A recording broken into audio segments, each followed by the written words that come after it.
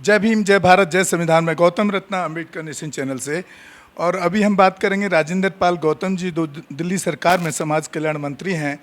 और जो बहुजन समाज को लेकर के उन्होंने जो प्लानिंग की है, 2025 तक का जो टारगेट बनाया, 10 करोड़ लोगों को बुद्ध धम्म की दीक्षा दिलाना। और जो मनुवादी सिस्टम में जो लोग बहुजन समाज के जो अभी तक ज़िंदगी बसर कर रहे हैं, जी रहे हैं, उससे बाहर निकालने के लिए, तो हम जो बात करना चाहते हैं उनसे बात करें, उसका एक्शन और प्लान प्रैक्टिकल क्या होगा। क्योंकि उससे पहले भी जो इस तरह की चीज़ें हुई हैं, वो कहीं बहुत ज़्यादा उसका प्रैक्टिकल रिजल्ट आज तक दिखाई नहीं देता है। तो सर, हमारे चैनल पे स्वागत है आपका, अम्बेडकर नेशन पर। सर, ये जो आपके जो अभी जो पूरा प्लानिंग चल रहा है 10 करोड़ लोगों का, क्योंकि अब तक जितने भी इस तरह के प्रोग्राम हुए हैं, लेकिन हम प्रैक्टिकल धरातल पे देखते हैं तो कहीं ज़्यादा नज़र नहीं आते हैं। और वो बुद्धिज़्म की पॉपुलेशन भी कहीं बढ़ती नज़र नहीं आती है, या जो लोग अंधविश्वास, आस्था और पूजा में जो लोग आज भी हैं, वो वही उसी पर पड़े हुए हैं। इससे जो प्रैक्टिकली आप निकालने का कैसे करेंगे इस? देखिए, कोई घोषणा करना अलग बात होता है और उसके लिए विधिवत तैयारी करना, उसकी पूरी प्लानिंग करना और लोगों के मस्तिष्क से अ, अच्छाई और बुराई को समझाकर बुराई को दूर करना, कौन सा मार्ग उनके लिए उत्तम है, उस मार्ग के लिए उन्हें कन्विंस करना, इसके लिए टाइम की ज़रूरत होती है।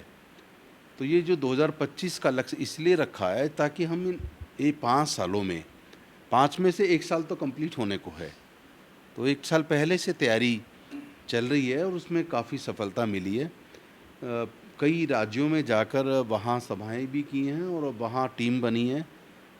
धीरे धीरे लोगों को हम समझाने में कामयाब हो रहे हैं कि डॉक्टर बाबा साहेब अम्बेडकर भारत को बौद्ध में क्यों बनाना चाहते थे, हमारे उत्पीड़न के कारण क्या हैं, जाति किसने बनाई और जाति से फ़ायदा किसको हुआ, जाति की वजह से उत्पीड़न और नुकसान किसको हुआ, जाति छोड़ने से हमें क्या फ़ायदा होने वाला है, और क्यों डॉक्टर बाबा साहब अम्बेडकर जी ने 1935 में घोषणा करने के बाद पूरा अध्ययन किया और 21 साल बाद 1956 में बौद्ध धम्म की दीक्षा ली।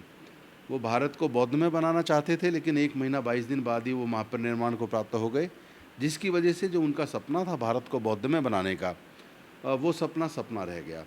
उस सपने को आगे बढ़ाने का हमारे अनेक नेताओं ने प्रयास किया, जिसमें बुद्धप्रिय मौर्य अपने समय में प्रमुखता से उन्होंने इस पे काम किया, लेकिन अल्टीमेटली मंत्री बनने के बाद वो कहीं ना कहीं उस मिशन से भटक गए और वो मिशन अधूरा रह गया।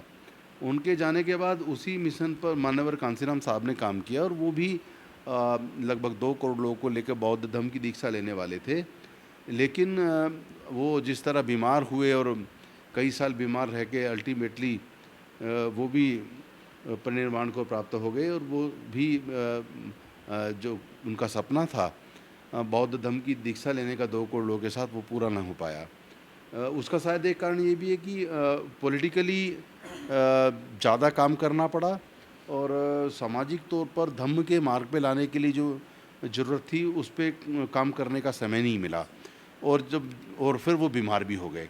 अन्यथा मुझे पूरी उम्मीद है कि वो इसको निश्चित तौर पर करते और पूरे देश में उनकी फॉलोइंग बहुत ज़्यादा बढ़ गई थी। उनके त्याग को देखकर, उनकी तपस्या को देखकर, उनके बलिदान को देखकर लोग बहुत बड़ी मात्रा में पूरे देश से जुड़ रहे थे, लेकिन अल्टीमेटली बीमार होकर उसके बाद जो हुआ वो हम सबके सामने है। अब हमने ये सपना देखा है कि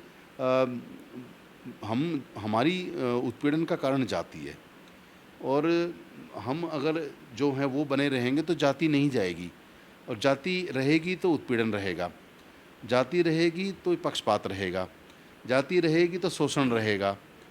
तो जाति से निकलने का मार्ग तथागत बुद्ध ने जो दिया उसको बाबा साहेब ने फलीभूत किया। तो अब हम उससे निकलना चाहते, तो बाबा साहेब का जो सपना था बौद्ध में भारत का निर्माण करना, तो वो हम करेंगे तब हम इससे बाहर निकल पाएंगे, तब उत्पीड़न से हम लोग बच पाएंगे।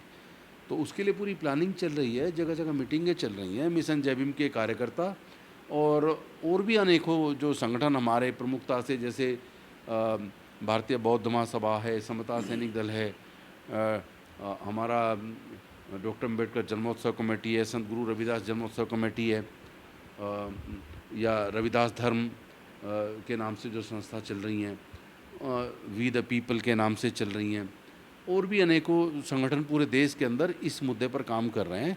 और वो सारे संगठन अब कहीं ना कहीं एक दूसरे को कोऑर्डिनेट भी कर रहे हैं।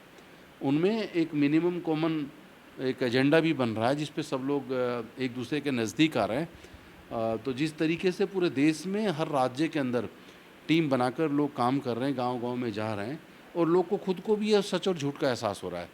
कोरोना ने भी लोगों को एहसास कराया है कि आपको कोई बाहर की शक्ति आपको बचाने वाली नहीं है।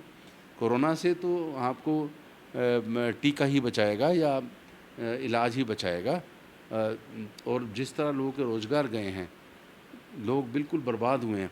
अब लोगों को ये एहसास होने लगा कि जो बुद्ध का जो धम्म है, जो साइंटिफिक वे ऑफ लाइफ है, जीने का जो तरीका उसमें बताया गया है, जिसमें शांति है, जिसमें समता है, मैत्री है, भाईचारा है, न्याय है, जिसमें सबके कल्याण की भावना है, जिसमें करुणा है, सील है, प्रज्ञा है, उस मार्ग पे चल के जहाँ आप राग द्वेष लोभ मोह से दूर हो जाते हैं और सर्व कल्याण की भावना आपके अंदर आ जाती है, वही भावना मुझे लगता है ना केवल हमें बल्कि परिस्थितियाँ ये बताती हैं, जिस तरह लोग धर्म के नाम पर, जाति के नाम पर एक दूसरे का साथ लड़ रहे हैं या उत्पीड़न लोगों का हो रहा है, उससे बचने का यही एक उत्तम मार्ग है।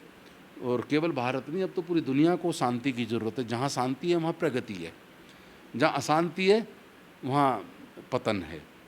तो ये आप देखेंगे जो जैसे अफ़गानिस्तान है या इराक है या इसके साथ साथ जो सीरिया वगैरह और दूसरे देश हैं, कट्टर धार्मिक उसमें जो जहाँ जहाँ धार्मिक कट्टरपन है वहाँ वहाँ नुकसान हुआ है, वहाँ वहाँ इंसानियत खतरे में पड़ी है, वहाँ वहाँ वो देश बर्बाद हुए हैं, आर्थिक उनकी बिल्कुल तबाही मची है और इंसानियत ख़त्म हुई है।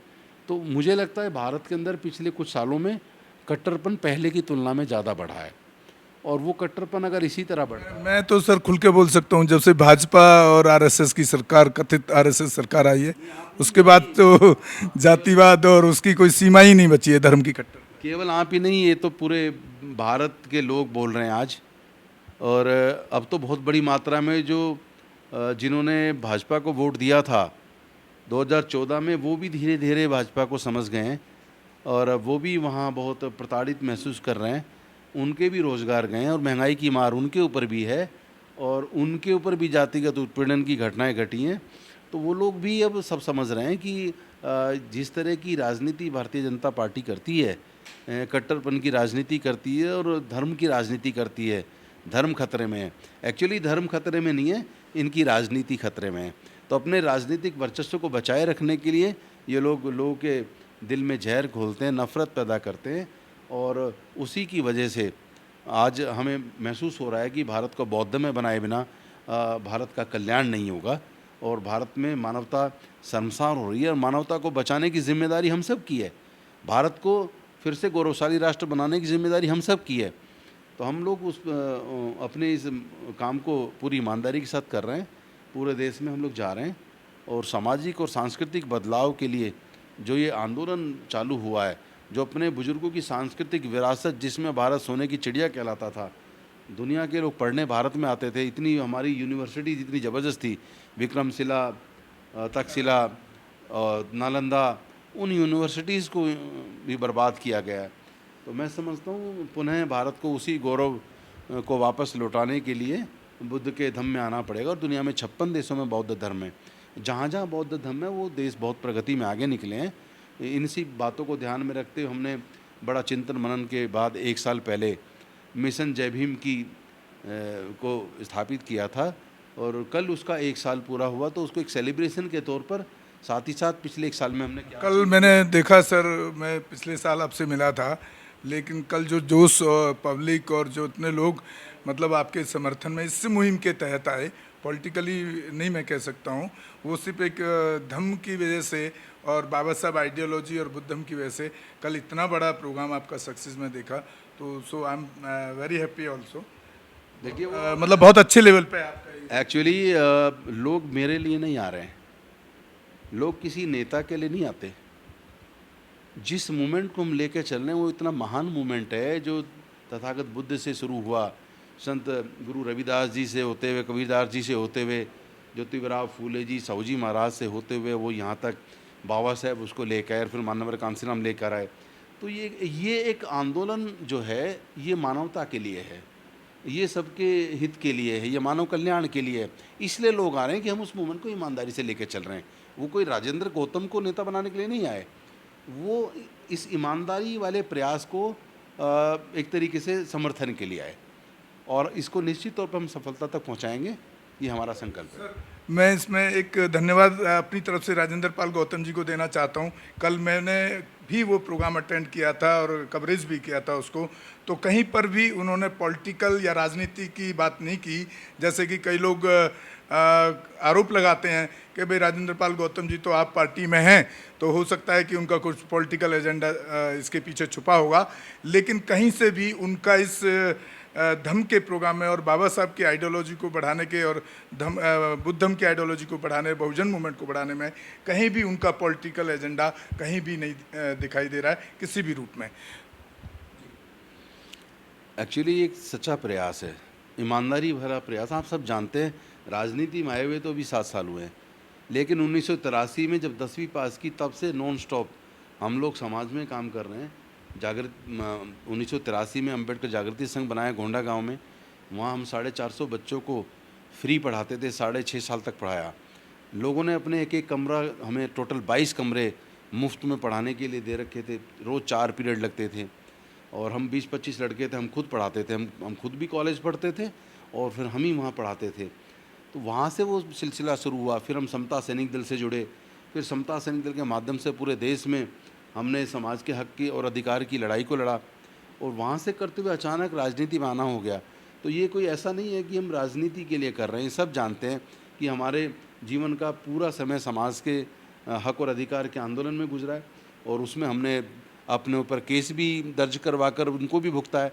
10 साल तो राजस्थान के सीकर में केस भुगता है, जहाँ हमारे लोगों की हत्या हुई, उसके लिए विरोध में कार्रवाई करवाने के लिए हमने धरना प्रदर्शन किया, और वहाँ हमारे खिलाफ पुलिस ने पुलिस के काम में बाधा पहुंचाने का झूठा केस बना दिया पॉलिटिकल दबाव में। तो उस केस को भी 10 साल हमने सीकर में जाके भुगता है। 2002 की ये घटना, 2011-12 तक में जाके केस ख़त्म हुआ। तो ये हमें पता है, जब समाज का आंदोलन करते हैं तो ये सब झेलना पड़ता है। और लोग आरोप तो लगाते हैं कि जी राजनीति अपनी बढ़ाने के लिए कर रहे हैं, लेकिन सच बताऊं तो मैं राजनीति में आया तो राजनीति में भी मैं समाज के हित के ही योजना बना के काम किया है। आप जानते हैं जय भीम मुख्यमंत्री प्रतिभा विकास योजना बनाकर जो बच्चे गरीब हैं, बिना कोचिंग के, वो सपने उनके साकार नहीं हो सकते। उनके सपनों को साकार करने के लिए civil services, judiciary, engineering, medical, law, CLAT, इन तमाम तरह के कॉम्पिटिटिव एग्जाम्स की कोचिंग जय भीम मुख्यमंत्री प्रतिभा विकास योजना के तहत 15,000 बच्चों को हम लोग कोचिंग करा रहे हैं। दूसरा, आपको पता सीवर में डेथ होती, सीवर के लिए योजना लेकर आए, 200 मशीनें लेकर आए अपने लोग के लिए। अब फिर मशीनें जल बोर्ड फिर से और भी ला रहा है, क्योंकि वो योजना सफल हुई।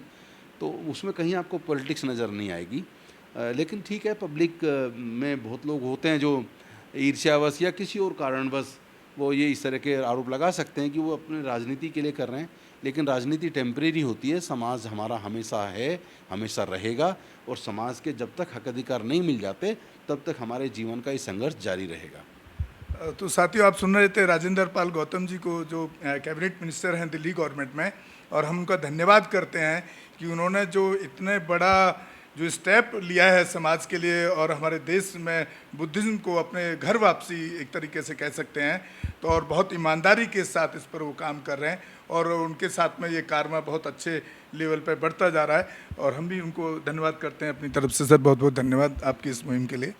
इसी के साथ विदा लेते हैं। आप ज़्यादा से ज़्यादा देखें हमारे चैनल को, अम्बेडकर नेशन को, और शेयर सब्सक्राइब करें, ताकि बहुजन की ज़्यादा से ज़्यादा बहुजन की जो आवाज़ है हर इंसान तक, बाबा साहब की आइडियोलॉजी की जो आइडियोलॉजी है वो हर इंसान तक, देश विदेश तक पहुंचती रहे। रोको मत, हमें टोको मत, हमें आगे बढ़ते जाना है। जय भीम का नारा लगाना है, जय भीम का नारा लगाना है। जय भीम, जय भीम। मैं गौतम रत्ना आपका बहुजन फिल्म प्रोडक्शन में स्वागत करता हूं, और आप हमारे प्रोडक्शन हाउस के अंदर अपना कैरियर बना सकते हैं as a film director, as a producer and actor and actress and editor and cinematographer also. अगर आपको फिल्म से रिलेटेड कुछ भी प्रोजेक्ट आपको बनवाना है तो हमारे पास में पूरा सेटअप है, जिसमें फिल्म कैमरा है, शूटिंग लाइट्स है और एडिटिंग है। सारा A to Z एक ही जगह पर आपको हमारे यहाँ पर मिल जाएगा। तो दोस्तों आप हमें कांटेक्ट कर सकते हैं हमारे नंबर्स पर 9810085714 और 8510005714। हमारे वेबसाइट पे विजिट कर सकते हैं www.filmserviceindia.com और हमें मेल भी कर सकते हैं gautamfilmsproduction@gmail.com पर। धन्यवाद। बुद्धं शरणं गच्छामि। अंबेडकर नेशन चैनल आर्थिक समस्या से गुजर रहा है। अगर आप बहुजन समाज में बाबा साहेब अंबेडकर और तथागत बुद्ध की विचारधारा को अधिक से अधिक लोगों तक पहुंचाना चाहते हैं तो हमें आर्थिक सहयोग प्रदान करें, ताकि हम अपने चैनल के माध्यम से देश विदेश में समता, बंधुता, एकता और संवैधानिक अधिकारों को ज्यादा से ज्यादा लोगों तक पहुंचा सकें। आप अपनी सहायता राशि नीचे लिखे खाते में जमा करा सकते हैं। खाता धारक गौतम रत्न, खाता संख्या 316957686551, IFSC कोड SBIN 0060336, बैंक भारतीय स्टेट बैंक। आप हमारे बैंक खाते का विवरण स्क्रीन पर भी देख सकते हैं।